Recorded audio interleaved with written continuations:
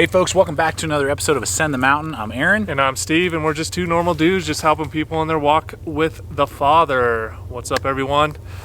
Hope everyone's going good. Everyone's going good. They can be going good or doing good. Hey, is this like one of our first outside? No, we've done a couple outside, but I don't know if we've actually yet done one on a mountain. And we are on a mountain. We are. We ascended it. We're done. And now you guys don't even have to bother with the journey and all the good stuff that you We get did it with for that. you. Not that exciting. So yeah, it's exciting to be here with you guys. And Steve, I know that you had something kind of on your heart just about like forgiveness. Well, which I hate that word, by the way. It's okay. stupid. Well, I was just thinking, some of you guys are familiar with my story, and last episode about the in your car, the chip in your window, and I kind of talked about my anger, and we always find where that anger comes from. If you haven't watched that episode, it's just episode 32. So this is 33. Whoa, we've done 33? 33. Snap, son. Felt like we were going to do more, and we just haven't. That's a lot. No, I think that's a lot. That's really good. But with that, I kind of talked about there's a reason why we do what we do, and it's usually from a trauma, usually from our childhood. Something happened to us.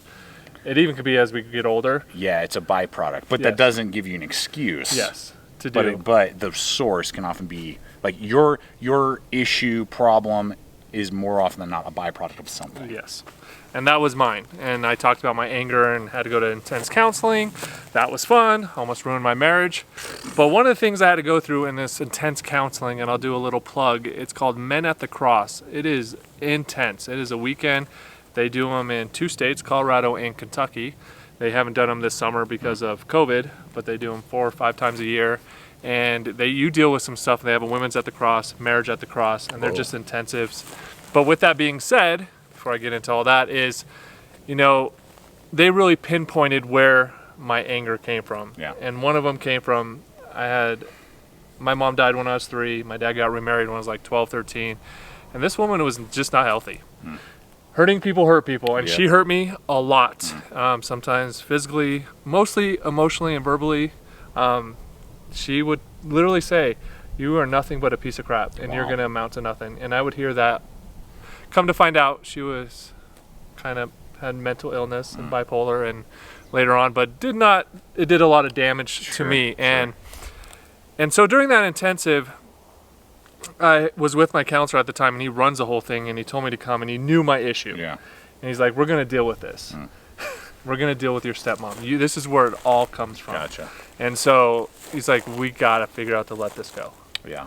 And so I've been trying, but during that time, I've been already in counseling and working on it. And during that time, they did this thing where they circle you. These guys circle you, big men, and they start and crush you. And you're in the middle. I break you. Yes. It felt like I was in Ivan Dragoff. Everyone was around me. And today's his birthday. Didn't know that. Whoa, awesome. So, man, we're learning all kinds of cool stuff today. Learned that on the radio today. But with that is, they kept on saying, "Man, you guys were yelling the same things my stepmom used to yell." Whoa. And my counselor stood at the other side representing my mom. Okay. And they're like, "What do you want to do?" He kept on yelling, "What do you want to do?" And you cuss, and there's things that are happening, like, "Come punch me, come do something." Like, there's physical stuff that do happen. It's crazy. And during that time, as they're encircling me, I was starting to get all hyped up. Like, because I always want to go, if I ever see her again, I just want to punch her. Wow. And then finally, during that time, I just went. So this is pushing your buttons, and you're like wanting to like they want punch you to. somebody. Yes. Right. And I just finally went, and something just released in me. He goes, "What do you want to do right now?" I said, "I just want to hug her." And I just started, don't see in the sunglasses, but I started just tearing up. Whoa. He goes, "Really?" And they kept on yelling. I'm like, this is just killing me. I said, and I went and hugged my counselor representing my mom. Right. And I just said, "I forgive you." Wow. And it's been about a decade and since that happened, and though it still sucks, but the situation sucks, my compassion changed for her, because I know she's hurting and broken. Your perspective changed. Like, and you that's used what God to see did. her like in an anger, like, you hurt me and I hate you way, to like, and I want to hurt you. Yeah. And she hurt my dad a lot and did a lot of mean things to him. And I just wanted, so it's just kind of crazy. And thinking about forgiveness and letting some things go. And there's some crazy things out there. Yeah. Mine's a pretty small compared to some people out there. Like I one of the things my wife and I used to work with is people of sex trafficking and human trafficking. And we knew a young lady, she was trafficked by her parents at 7 years old. And hearing her story and how she was able to let it go and move forward, it took years. Yeah. And she was a cutter and went through intense counseling. Sure. Now she's getting her doctorate in Whoa. psychology, and it's amazing what she's done in it. And she kept on saying, I was like, how did you let that go? She goes, Abba. Yeah. Abba. Yeah. Because there's no other way to do it. Yeah.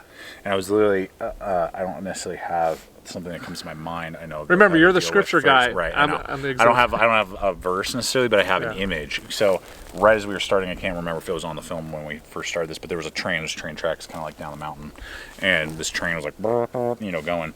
And I'm just thinking of like that train representing like that anger, that hate, whatever it is, that hurt. Yeah. And if unattended, that train is on a track and it's going through your life, and things will get on the tracks. It could be like your marriage, it could be like your kids, it could be your job, it could be your coworkers, it could be friends, it could be whatever. And left unattended, that train is like a runaway train. It's just going to keep blasting through and damage. I mean, I'm just imagining like cars being stuck on tracks that represent those things: your wife, your marriage, your kids, job. And that train demolishes and things. just blasts through. But you go put your car on a track and do some B-roll. There we go. There we go. See what it does. Maybe we'll get some train track stuff before we leave today. And so you're like, well, how do you stop that train? A runaway train, you can't necessarily stop. And sometimes it's not even stopping it. It's the matter of when Jesus comes in. The image that I saw was you're shifting and taking that onto a different track and taking it away from the things that are valuable to you. Like oftentimes with a train, it's so hard to slow them down. Yeah. So you can just, but it's moved on.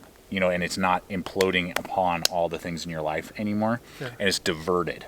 So the forgiveness that we have in Jesus, and that we can then grab hold of, be transformed, and then give that forgiveness back, it's that diversion. So that kicks that train in a different direction, and it's not going to damage the things in our lives any longer. So I don't know. That's just like the picture that I got. That's really good. And I guess a question is how do you know you've forgiven someone? Like, how do you know? Like, if someone hurts you, just even little, like, what does it look like that? I mean, I know that with certain areas of my life where I feel hurt, there are times where I have to keep saying it. But I think, like when I think about them and I can get like stressed out or frustrated, maybe I see that person, and I'm like, freaking, like, I don't want to come over and clock you right now, or I don't even want to look at you, or whatever it is. Yeah. And it may take like years, like, God, I forgive them. But I think it's when they aren't dominating your mind. Yes. When you forgive, like when you actually can tell, like, I think I'm walking in forgiveness towards them, and not just saying it, because oftentimes it is just saying it and just having to have faith that God is helping you to forgive that person, or that, in the situation, whatever it is. But I think it's when you think about that person or you see that person and it doesn't bring up the hate or the anger any longer. You don't want to punch them. Correct. You're like, you see the compassion instead, or you have mercy for them, not for what they did, particularly if they hurt you or someone you love, but you have compassion for them as an individual because they're hurting. And that's one of the things I had to learn, because one of the topics my dad and I always talked about was her. And I always brought it up. Like, I kind of blamed him, like, you married her. Yeah. Like, thanks, Dad. Thanks for screwing my life up. I just went, but I've just learned, like, now it doesn't even come up. And I haven't ran into her, but I have seen, like, she's still, like, around. Yeah. And I don't get wound up. I get my panties in a bunch where I just want to fight her. Right. So that's good. That's a good thing. But one of the things you said, like, you can hold on things for years and it's a process. It's hard. Like, we are not Jesus, though I think if we're walking like Jesus, it's probably quicker to forgive. Sure. Because you have a different perspective on life. But I just sit there going, it is a process. It is a continual walking. But I feel like a lot of people just don't want to move on. And that's why I kind of want to do this video is you just got to move on. Yeah. You got to figure out a way to forgive and move on, or get healing, because as you said with the train, it's you're hurting other people that have nothing to do with the situation. Right. And like, i.e. my wife, right? My kids. They have no friendships. Right. I would just get so angry, and I'm just like, but I just feel like ask God how that process works as a person, as a situation that happened. And like sometimes people go, you need to go talk to that person. Sometimes it just needs to be here and here. Do you agree? Dude, yes. So I just thought of this. This will have to be a I thought you were video. disagreeing. I was like, that's No. stupid. I'm Steve. super good. But it brought up something that I don't think we should go into right now, Yeah. but they just kind of like a teaser for you guys. What about when you need to forgive God? Ooh, that's a good one for next one. Yeah. We should talk about that next time. Put that on the burner. Ooh, that is when you feel like God is the one that's let you down. Or hurt you or whatever. And some people go, well, God's never, it's my fault. And it's usually our Yeah, fault. but it can be very difficult for us to Yes. get. Yes, God is perfect, so He doesn't. But you know what I mean. Like, Yes. How do you get through that process where deep down you know that He's perfect and He's not the one that's hurting you, but you are so frustrated and so angry. You're like, I don't. You seem to be the only one in charge of the situation. What the heck? And kind of like I was mad at my dad. What the heck? Here I am, have no, like, I Yeah. can't make the choices for you. You Yeah. made my choices when I was a kid. Right. And you put her in here, knowing how toxic she is. Right. And I think that was also a healing process. But I think that's it is a process. It does take time, but I do want to encourage you. Like, I don't know your situation. I don't know. It could be so brutal, like the girl I know, and she'd be amazing to interview but she travels all over and bigger name now. She doesn't want to hang out with us and the mountain kids, but but just hearing her story, Yeah. imagining letting go, and even on her story, I always just want to add, she got rescued from it by an organization, a Christian organization, and they ended up trafficking her So that's in the big. Vancouver. So that's she gets, big air quotes for Christian organization. Yes. So no, not a Christian. They were or under that they were umbrella. they were pretending. took her in the home and then trafficked her out Oh during my the Vancouver gosh, Olympics. dude. Oh my gosh. So here she is thinking you're Saved, and you get destroyed more. so her story is one of the most brutal I've ever Yeah. heard, and it is crazy. And I just want to encourage you guys. Like, I just want to bring up this last one too, because it's in my head. Like, how does God forgive us all the time? Before we walked up here, I was like it's a true question. Like, how? Right. I know He's All God. the time. Thank you. He's All the God. time, yeah. Like, how did and that's where it's like His grace is good. Yeah. So if you have nothing to be thankful for, be thankful for grace. Right. So that's a pretty Good quick stuff. one, but you can unpack that for 80 videos. Yeah. But I do want to talk about that, the God situation. It just popped in my head. So. Hopefully we'll remember it. Oh no, we'll remember that one. So, All right. You guys are awesome. Thanks for joining us today on this mountaintop. Yes. Hope it's been encouraging. Always invite you guys to subscribe if you're not yet subscribed. Follow along. Share with a friend or family member that you think this would maybe bring joy or value to their lives. We always appreciate that. And that's it. All right. Thank you. God bless.